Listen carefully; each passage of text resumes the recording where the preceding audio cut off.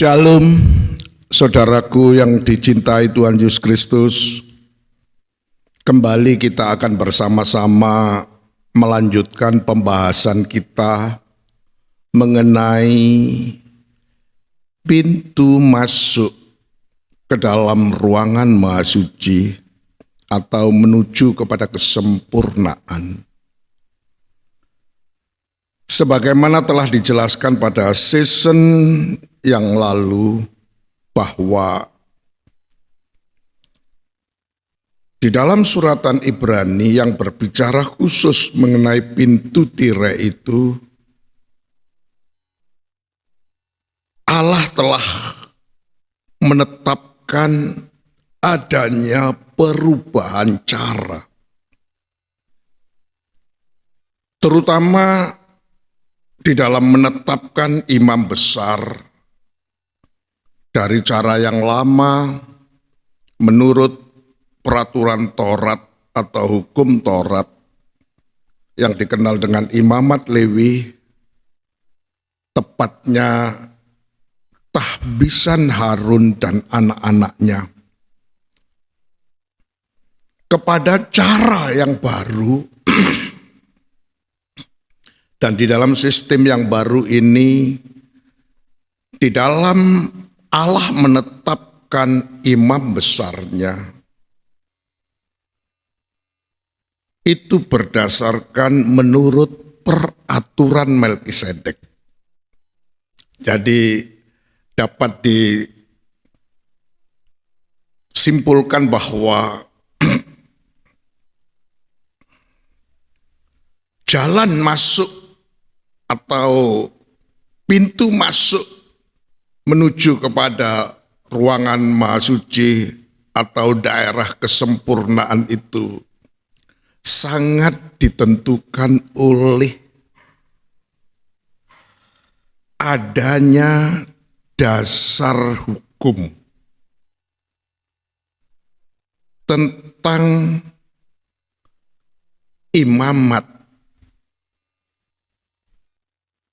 terutama dalam cara yang baru,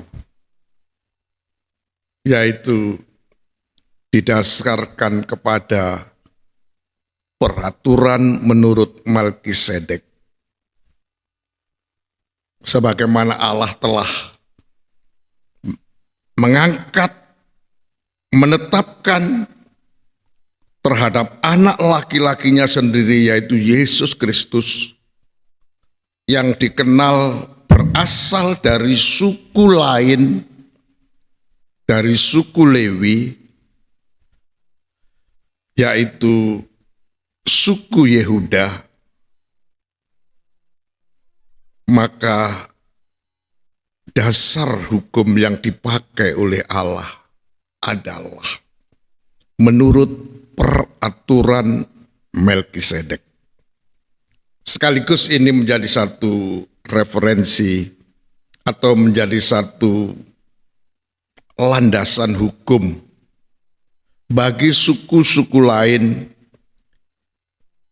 yang merasa dipanggil dan dipilih oleh Allah untuk menjadi imam-imam, sehingga imamatnya, ibadahnya, pelayanannya, tahbisannya kepada Tuhan itu memiliki keabsahan, memiliki legal standing, memiliki dasar hukum yang sedang berlaku dan dasar hukum yang sangat kuat.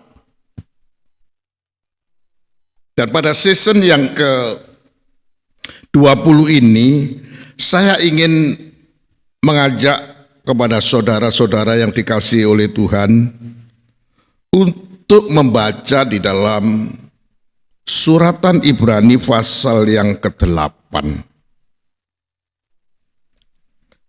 Terutama di dalam ayat yang pertama dikatakan demikian. Inti segala yang kita bicarakan itu ialah Kita mempunyai imam besar yang demikian, yang duduk di sebelah kanan Allah, atau yang duduk di sebelah kanan tahta yang maha besar di surga, dan yang melayani ibadah di tempat kudus atau tempat maha kudus, yaitu di dalam kemah sejati yang didirikan oleh Tuhan dan bukan oleh manusia. Pada season ini saya ingin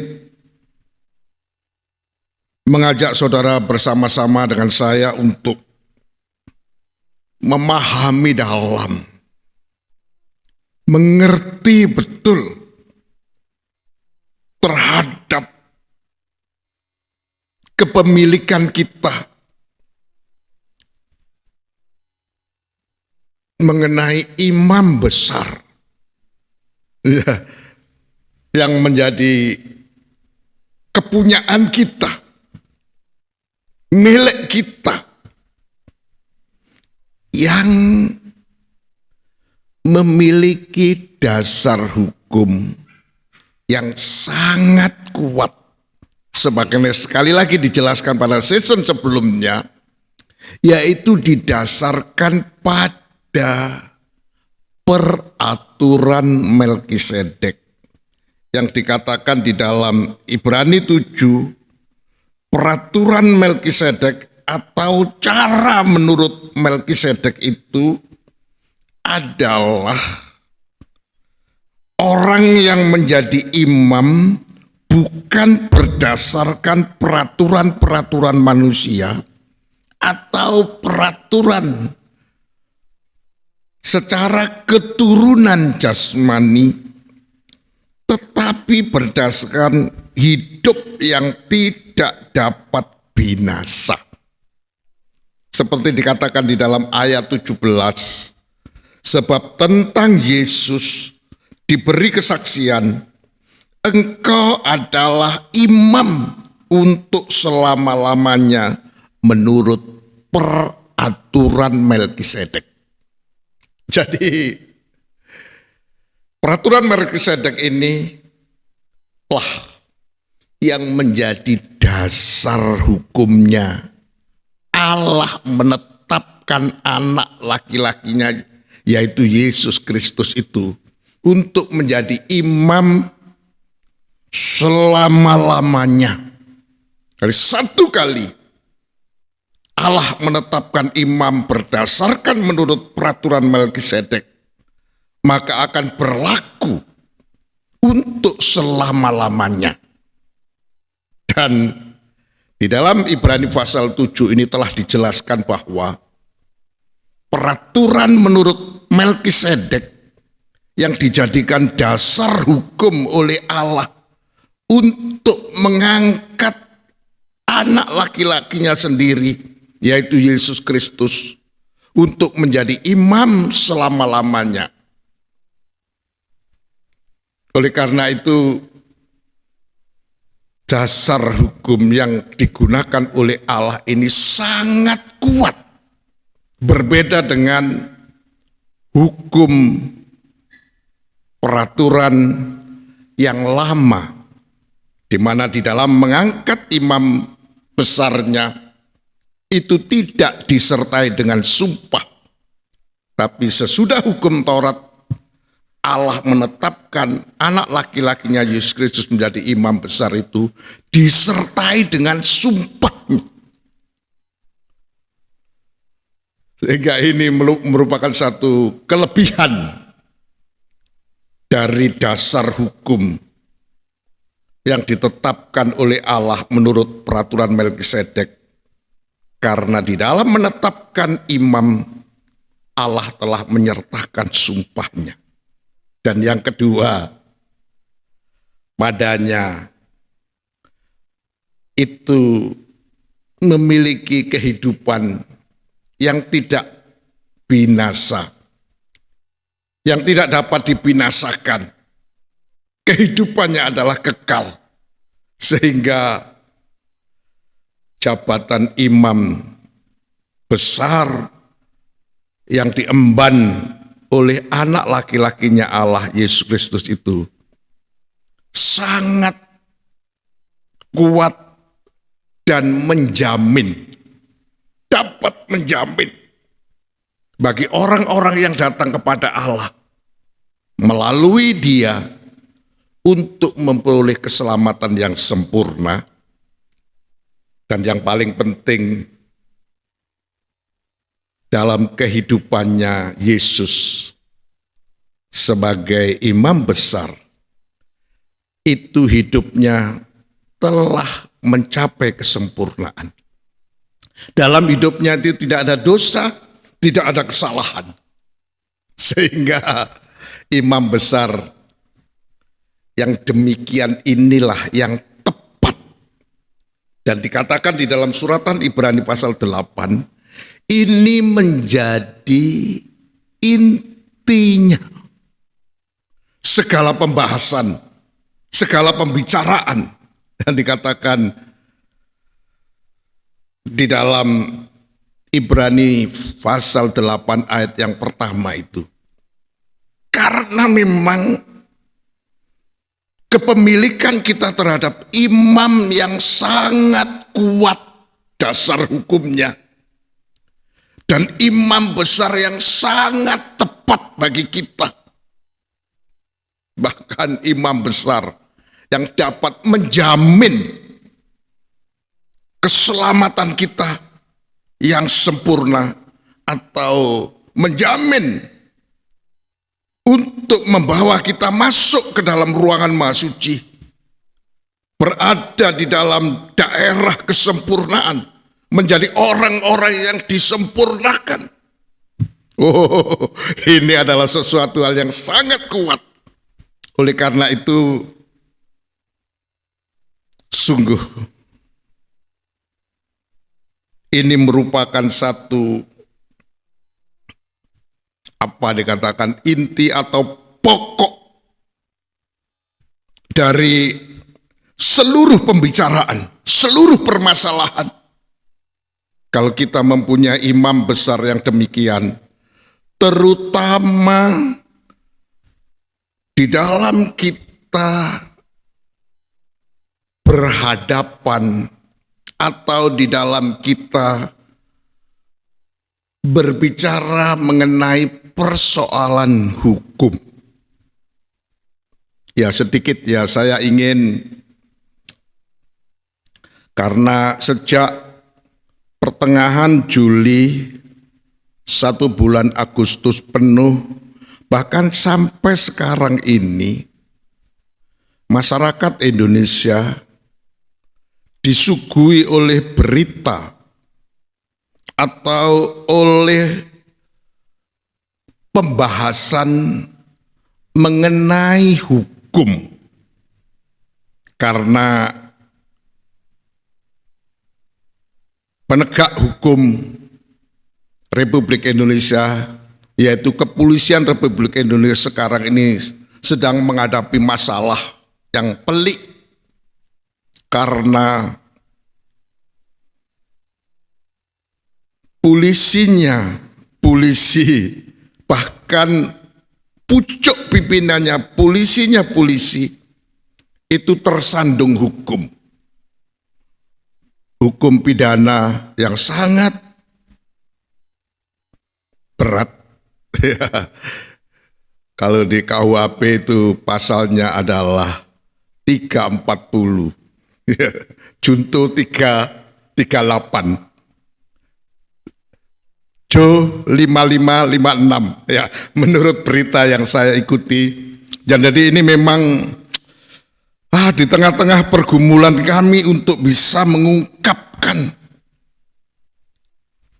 misteri tentang dasar hukum ibadah kami, imamat kami, pelayanan kami, tahbisan kami kepada Tuhan, yaitu yang berlaku sekarang ini, karena menurut suratan Ibrani bahwa Allah telah melakukan perubahan sistem dari cara yang lama kepada cara yang baru, terutama di dalam menetapkan imam. Kalau dulu menurut imamat Lewi, tapi sekarang menurut peraturan Melkisedek. Di tengah-tengah itulah kami disuguhi oleh pemberitaan mengenai hukum positif yang ada di negara kita, Republik Indonesia ini. Ya, jadi akhirnya memaksa kami untuk harus mengerti tentang hukum. Jadi ini adalah satu pembelajaran agar supaya kita sebagai masyarakat ini dapat melek hukum, terbuka mata terhadap pentingnya hukum. Jangan sampai kita terjebak untuk melanggar hukum. Dan itu akan menjadi satu persoalan yang sangat berat ya. Seperti apa yang terjadi di pemberitaan selama 2 bulan lebih ini, sangat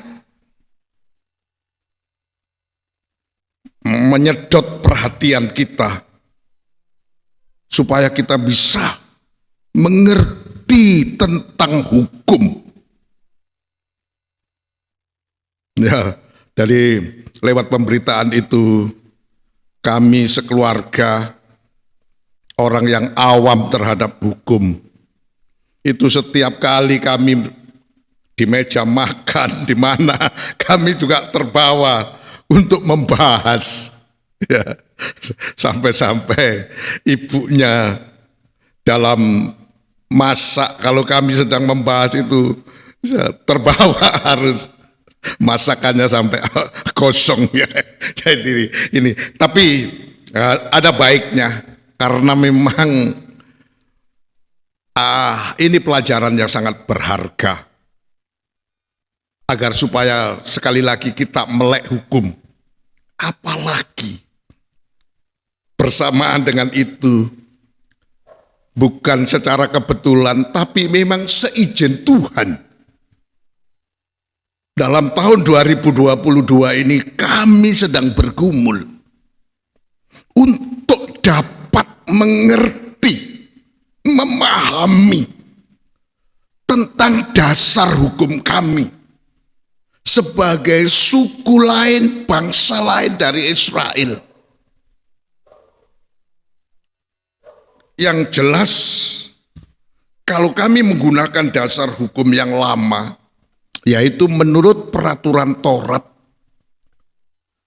imam-imam itu tidak boleh dijabat oleh suku lain dari bangsa Israel, kecuali suku Lewi.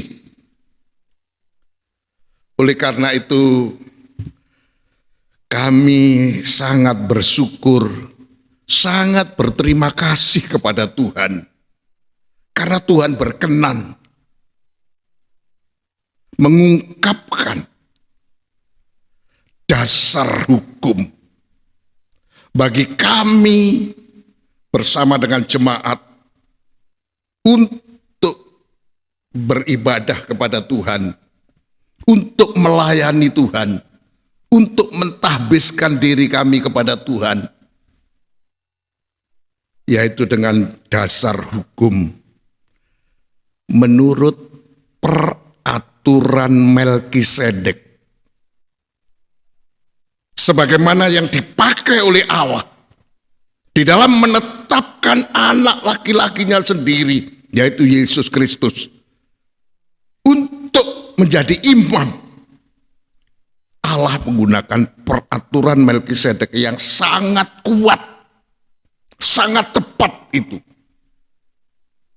Jadi keabsahan kami, sekalipun sebagai contoh saya secara khusus berasal dari suku Jawa, dari bangsa Indonesia ini, tapi karena saya mendasarkan imamat saya, ibadah saya, pelayanan saya, tahbisan saya berdasarkan peraturan atau dasar hukum yang kuat yang telah ditetapkan oleh Allah pada zaman sekarang ini. Tidak seperti zaman dulu, di era zaman Musa yang memakai peraturan menurut Taurat yang dikenal dengan imamat Lewi itu. Oh, ini sungguh sangat berterima kasih. Oleh karena itu sekali lagi dikatakan di dalam surat Ibrani pasal 8 ayat 1 itu, ini menjadi inti dari segala persoalan, dari segala pembicaraan kita mengenai dasar hukum. Pelayanan Yesus sebagai imam besar, karena kita mempunyai Dia sebagai imam besar kita. Bahkan dikatakan yang sekarang ini duduk di sebelah kanan Allah, duduk di sebelah kanan yang maha besar. Oh, ini sangat menentukan keberhasilan kita, terutama berkenaan dengan persoalan hukum. Ya, dikatakan di dalam banyak ayat mengatakan bahwa semua orang ini tidak ada yang tidak berdosa. Artinya, sebagai orang yang dianggap bermasalah, mengalami persoalan hukum. Jadi karena memang dosa itu adalah pelanggaran terhadap hukumnya Allah, ya. Jadi ini satu intinya. Oleh karena itu kita patut bersyukur, sekali lagi patut berterima kasih, dan saya akan membawa atau ingin mengajak saudara dan saya kepada pokoknya, intinya kata Tuhan, yaitu apa? Di dalam pembicaraan kita mengenai persoalan hukum, kita mempunyai inti penyelesaian persoalannya. Karena kita mempunyai imam besar yang sekarang ini duduk di sebelah kanan Allah sebagai pengantara kita, sebagai penghubung kita, dan yang paling penting sebagai pembela kita. Wah, ya saya melihat bagaimana ya pentingnya di dalam persoalan hukum itu harus diwakili atau diberikan kuasa terhadap seorang pembela. Ya, karena dialah yang akan memperjuangkan persoalan hukum kita di pengadilan nanti. Jadi itu sebabnya pentingnya. Oleh karena itu saya ingin mengajak kepada saudara dan saya pada kesempatan ini untuk membaca bersama-sama di dalam suratan Roma. Di dalam suratan Roma pasal yang ke-8, kita akan membaca bersama-sama di dalam apa yang dicetuskan oleh Allah.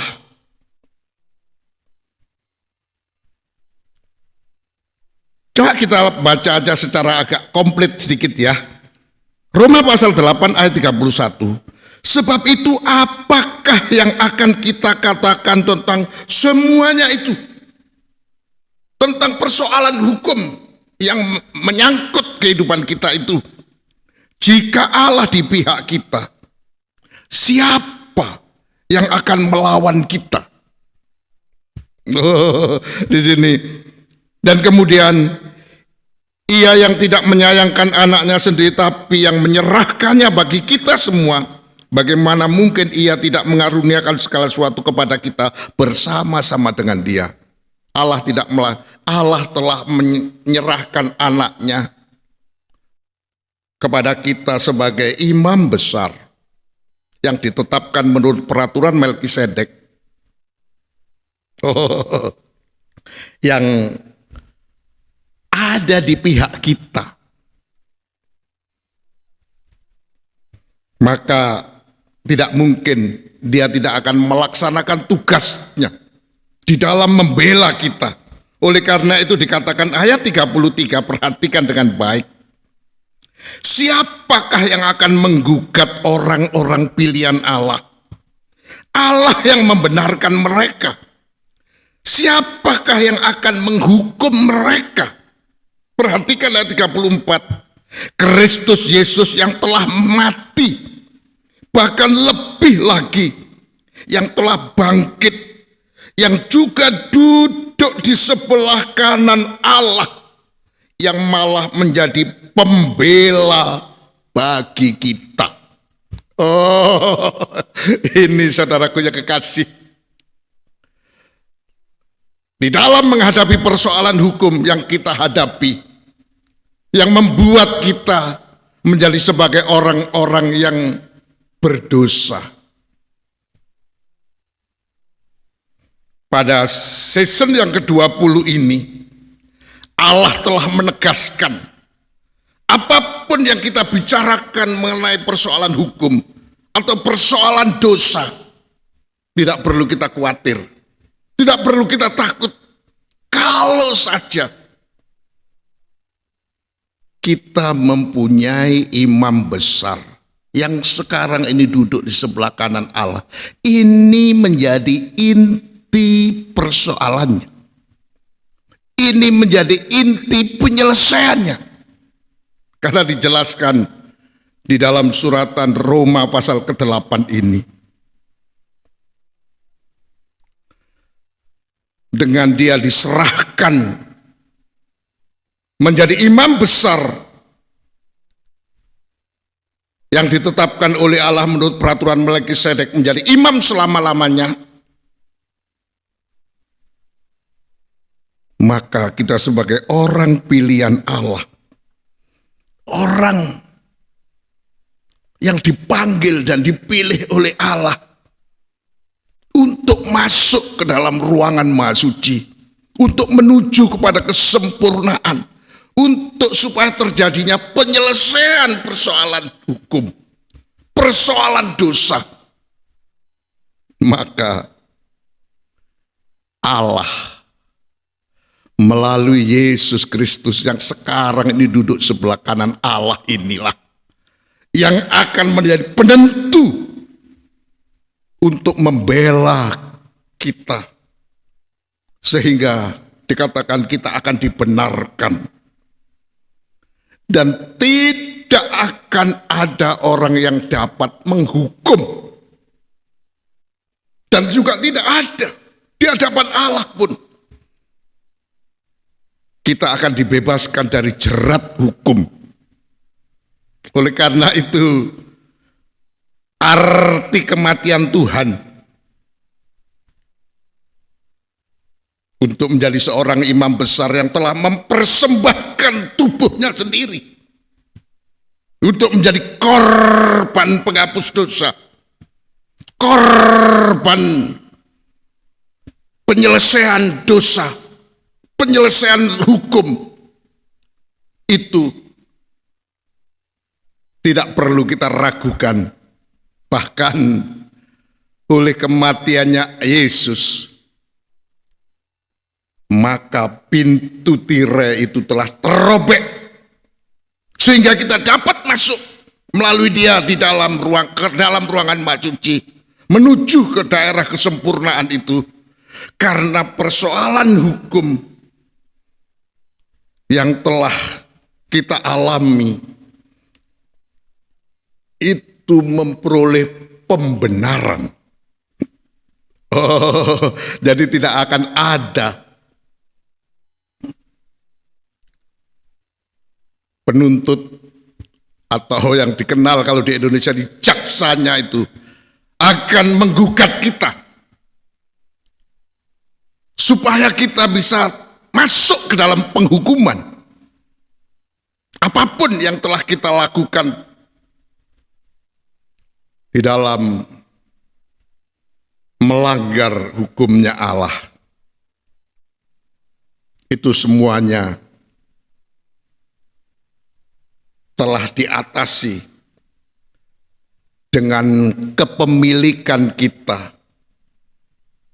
terhadap imam besar, yaitu Yesus Kristus, anak laki-lakinya Allah sendiri, untuk menjadi pembela. Yang sekarang ini sudah dalam posisinya standby, siap berada di sebelah kanan Allah yang maha besar itu, untuk setiap gugatan tuntutan yang ditujukan kepada kita mengenai persoalan hukum, mengenai dosa-dosa kita, itu semuanya sudah di cover oleh Dia, atau semuanya itu sudah menjadi kewenangannya Dia untuk membela kita. Oh, ini sesuatu yang sangat luar biasa, di mana inti segala persoalan mengenai hukum yang sedang kita hadapi itu, kalau kita mempunyai imam besar yang demikian, yang mempunyai dasar hukum yang kuat di dalam penetapannya, yaitu menurut Melkisedek, itu tidak perlu kita risaukan, kita takutkan, karena Dia akan bertanggung jawab penuh untuk menyelesaikan persoalan yang menyangkut hukum, alias persoalan dosa yang kita lakukan.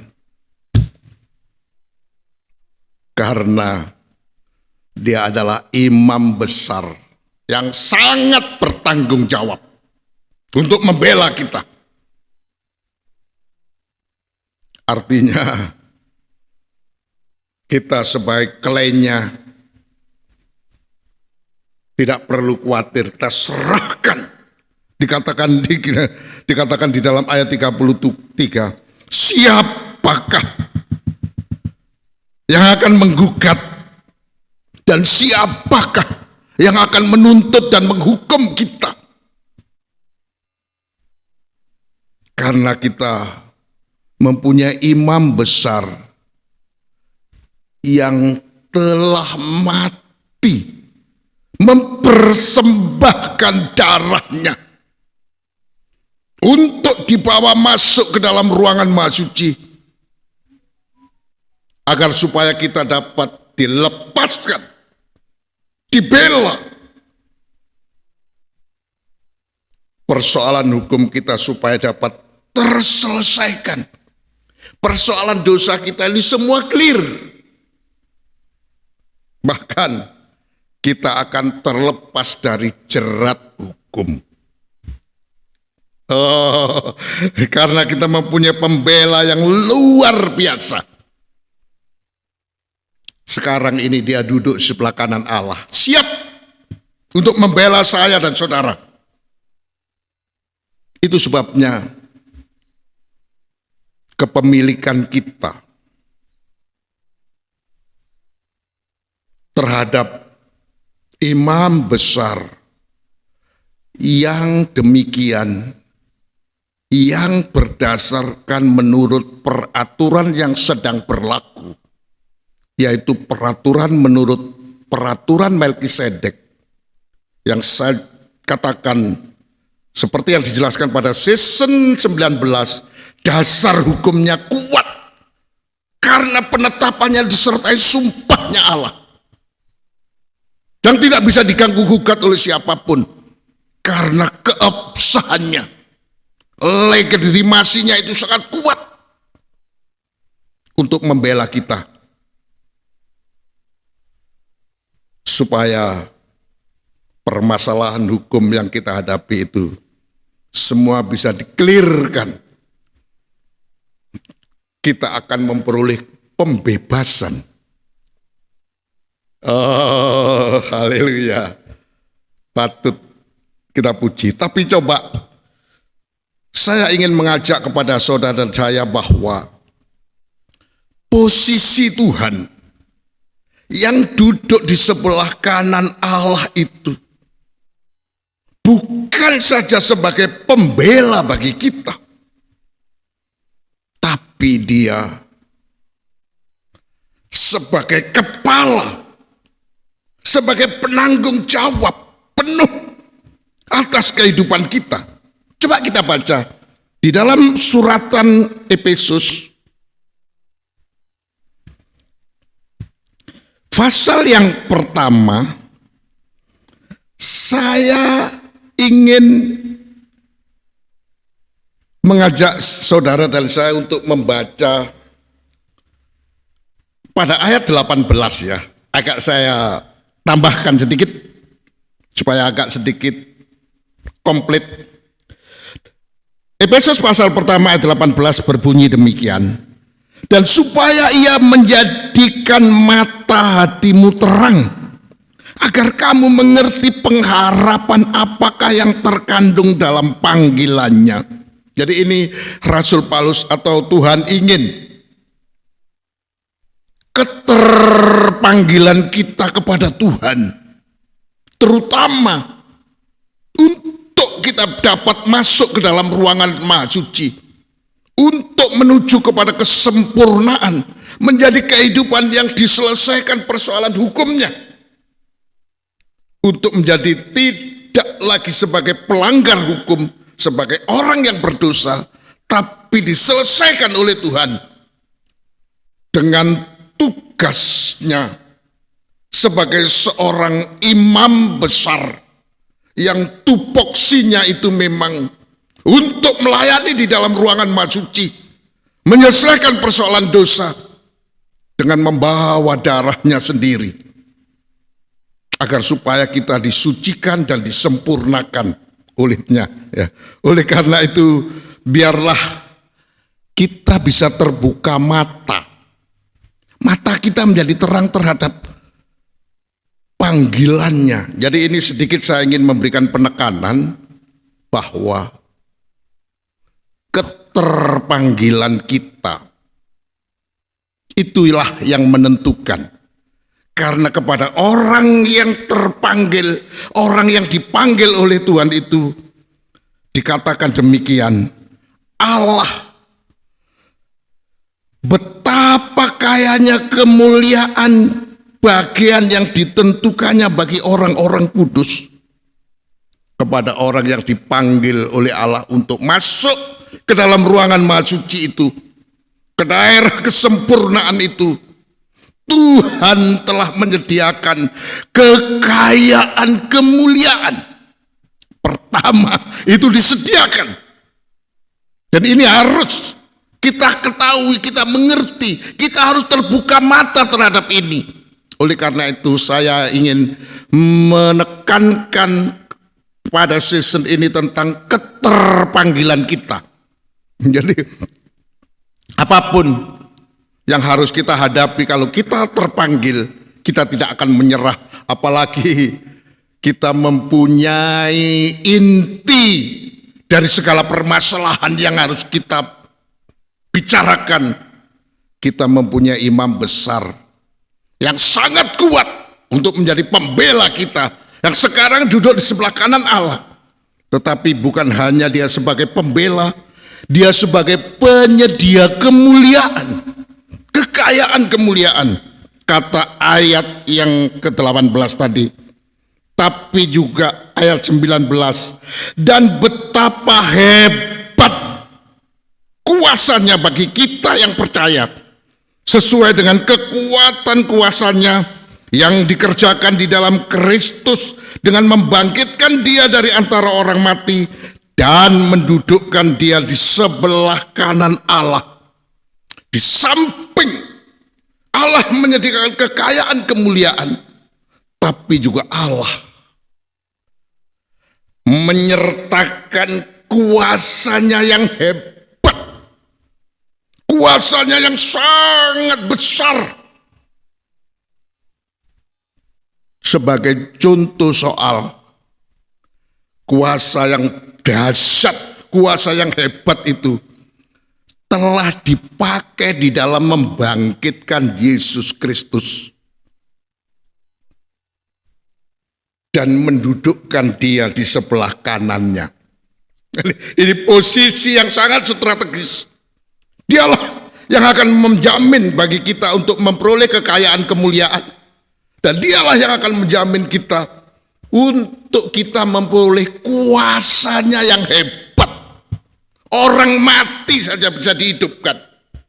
Persoalan apa yang kita bisa bicarakan, bisa kemukakan, Allah akan sertakan bagi orang yang percaya. Tidak ada satu kuasa yang mampu untuk menghadapi kuasanya Allah yang hebat ini. Dikatakan di dalam ayat 21, kuasa itu jauh lebih tinggi dari segala pemerintahan dan penguasa dan kekuasaan dan kerajaan dan tiap-tiap nama yang dapat disebut, bukan hanya di dunia ini saja, melainkan juga di dunia yang akan datang. Tidak ada satu kekuatan kuasa yang bisa melebihi kekuatan Allah yang dahsyat. Yang contoh soalnya dapat membangkitkan orang mati. Kalau kita mungkin sakit penyakit, kalau kita menghadapi segala persoalan hidup sehari-hari, kesulitan apa, semua tuh di dunia sekarang maupun dunia yang akan datang tidak bisa melebihi kekuatan ini, dan dia sanggup menyelesaikan karena dia sekarang duduk di sebelah kanan Allah. Untuk menjadi apa? Ayat yang ke-22 kita perhatikan. Dan segala sesuatu telah diletakkannya di bawah kaki Kristus, dan dia telah diberikannya kepada jemaat sebagai kepala segala yang ada. Di sini letak inti persoalannya. Kekuatan kuasa Allah itu telah ada, dan dia akan meletakkan semua persoalan-persoalan itu di bawah kaki Tuhan, karena dia telah diberikan oleh Allah kepada kita jemaatnya sebagai kepalanya.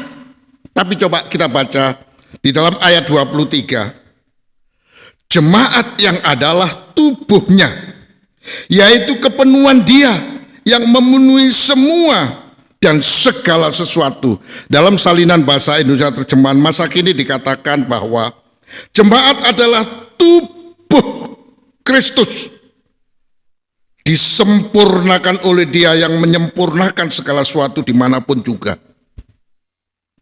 Jadi jemaat yang disempurnakan, jemaat yang memperoleh kepenuhan Kristus,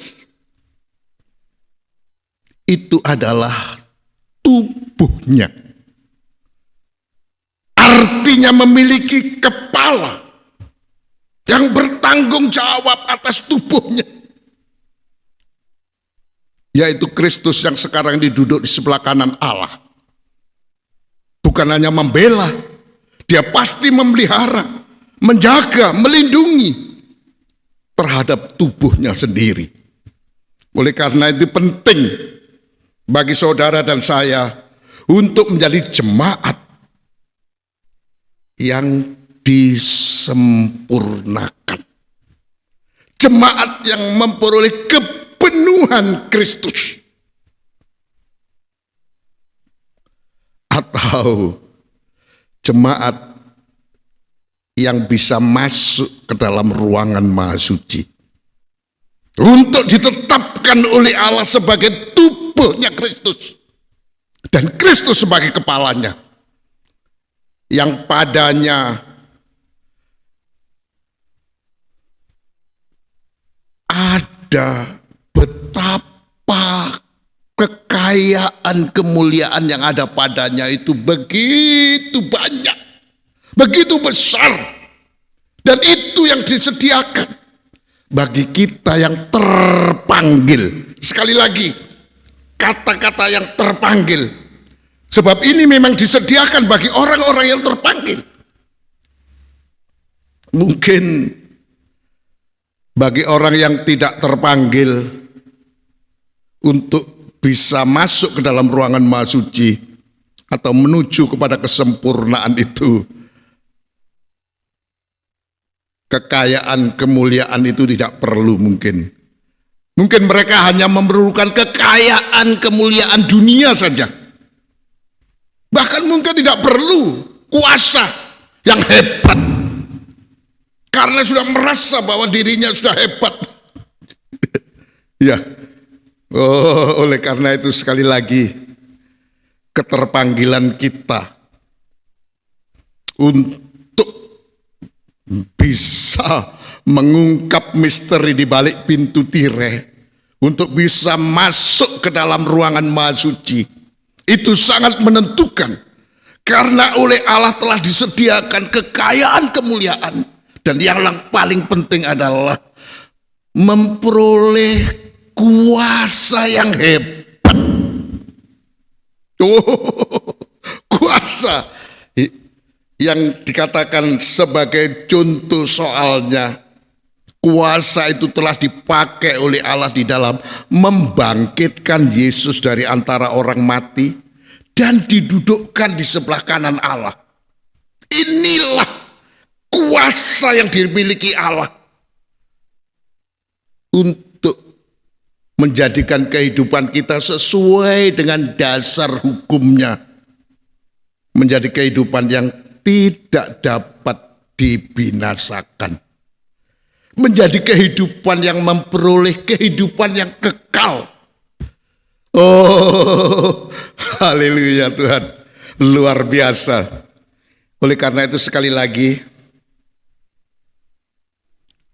keterpanggilan kita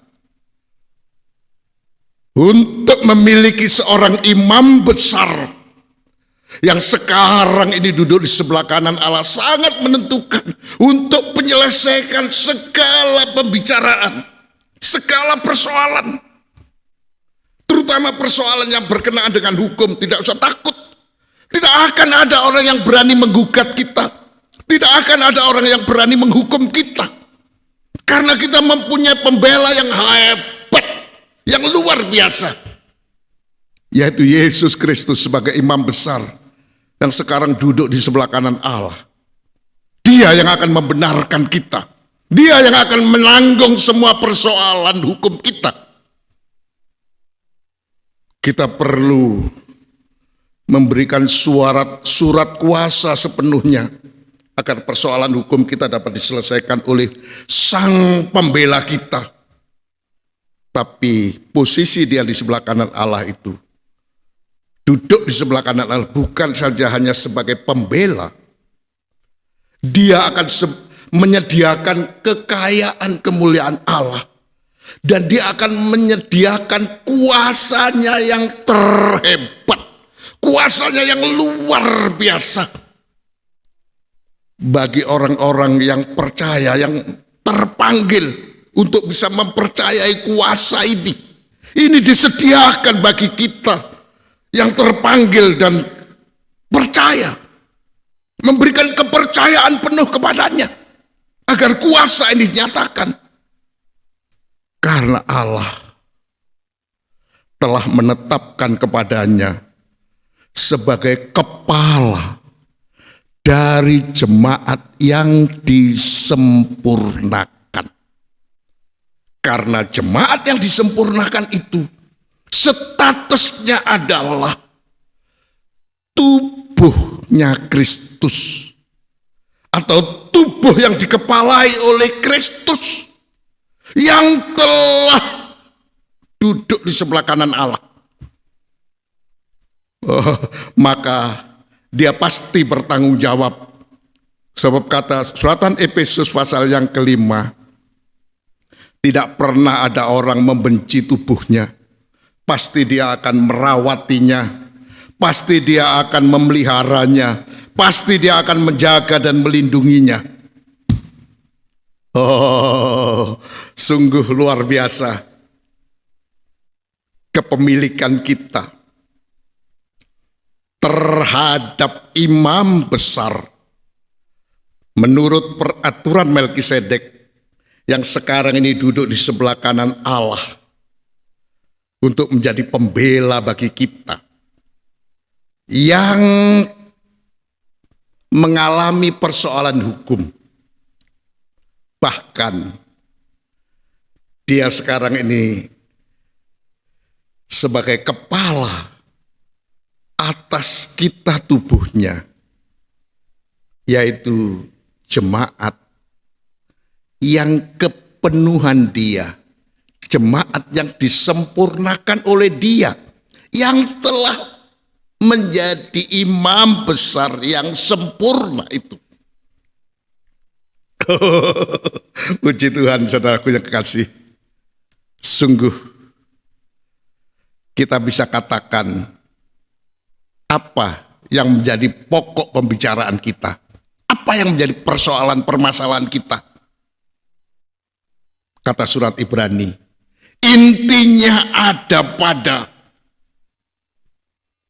kita mempunyai imam besar yang memiliki dasar hukum yang kuat, imam besar yang tepat bagi kita, karena dia telah menjadi kehidupan yang sempurna, yang hidupnya kekal, yang disertai dengan sumpahnya Allah, sehingga keabsahannya dia sebagai imam besar tidak perlu kita sanksikan. Apalagi dalam tugasnya membela kita, tidak perlu kita takutkan, khawatirkan. Dia pasti akan membenarkan kita, pasti di pihak kita. Oleh karena itu, biarlah kepercayaan kita kepada Tuhan,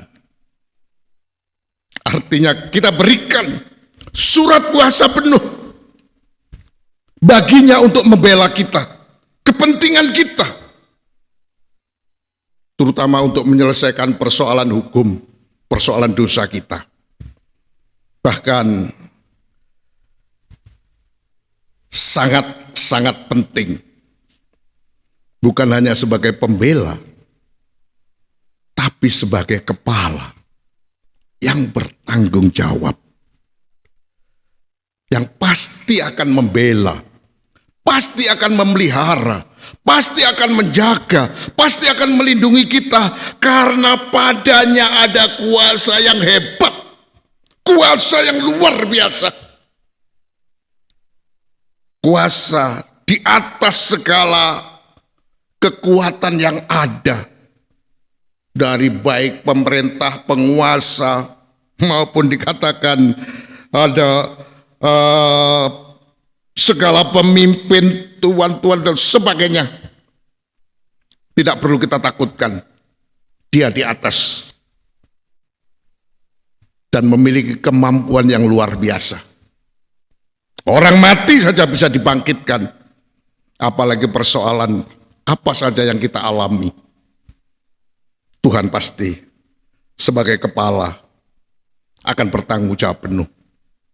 Itu sebabnya penting sekali keterpanggilan kita untuk menjadi jemaat yang disempurnakan, supaya kita dapat diposisikan oleh Tuhan sebagai tubuhnya, dan dia sebagai kepala yang akan bertanggung jawab penuh. Semoga apa yang disampaikan pada season yang ke-20 ini, terutama kepemilikan kita, kita mempunyai seorang imam besar yang memiliki dasar hukum yang kuat di dalam menetapkannya, maka dia akan menjadi pembela kita, karena dia sedang duduk di sebelah kanan Allah, tapi dia juga akan melaksanakan tupoksinya terhadap jemaat yang disempurnakan, yaitu dia akan melayani sepenuhnya sebagai kepala yang bertanggung jawab penuh. Jadi sekali lagi perlu digarisbawahi dan diingat betul mengenai tupoksi daripada seorang imam besar itu. Pelayanannya ada di dalam ruangan maha suci. Jangan sampai kita salah memahaminya. Jadi kalau kita ingin mendapatkan pelayanan dari Tuhan sebagai imam besar, maka harus ada keterpanggilan kita untuk mau masuk ke dalam ruangan maha suci, untuk masuk ke dalam daerah kesempurnaan, untuk menjadi jemaat yang disempurnakan, supaya kita memiliki kepala yang luar biasa, yang memiliki kuasa yang hebat. Dan itu juga disediakan bagi saudara dan saya yang percaya kepadanya. Semoga berkat pelayanan daripada imam besar menurut peraturan Melkisedek yang sekarang duduk di sebelah kanan Allah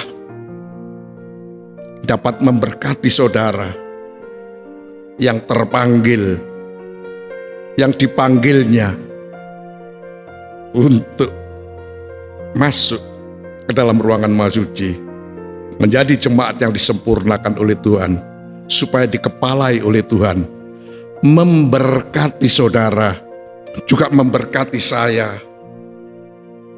Tuhan sekali lagi memberkati kita semua. Amin.